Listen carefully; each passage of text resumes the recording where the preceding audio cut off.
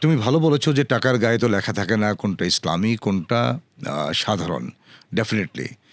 তো টাকার গায়ে লেখা না থাকলেও ইসলাম যে জায়গাটা কনসিডার করে সেটি হচ্ছে যে টাকাটা কিভাবে উপার্জন করা হলো, আমার ওয়ে অফ আর্নিংটা কী, এবং আমার সাবজেক্ট ম্যাটারটা হালাল কিনা বা লিগ্যাল কিনা, এবং আমি যে টাকাটা খরচ করব সেটা ওয়ে অফ এক্সপেন্ডিচার আলাদা কিনা।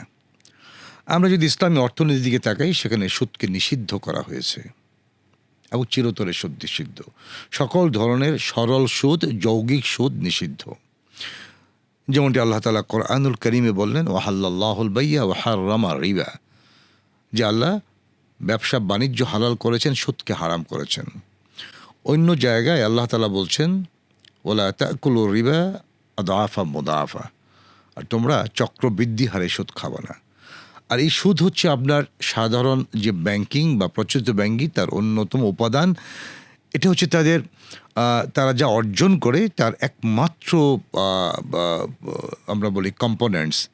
এর মধ্য দিয়ে তারা তাদের ইনকামগুলো কী করে বাড়ায় অথবা তাদের প্রবৃত্তি তারা সাধন করে। কিন্তু ইসলামিক ব্যাংকিংয়ে সুদ নিষিদ্ধ। কেন সুদ নিষিদ্ধ? আমরা যদি টাকার দিকে তাকাই, টাকা কিন্তু টাকার জন্ম দিতে পারে না। পৃথিবীর সকল অর্থনীতিবিদ এ ব্যাপারে একমত যে মানি নেভার বিগেটস মানি। টাকা জন্ম দিতে পারে না। অথচ প্রচলিত অর্থনীতি বলে টাকার জন্ম দিতে পারে।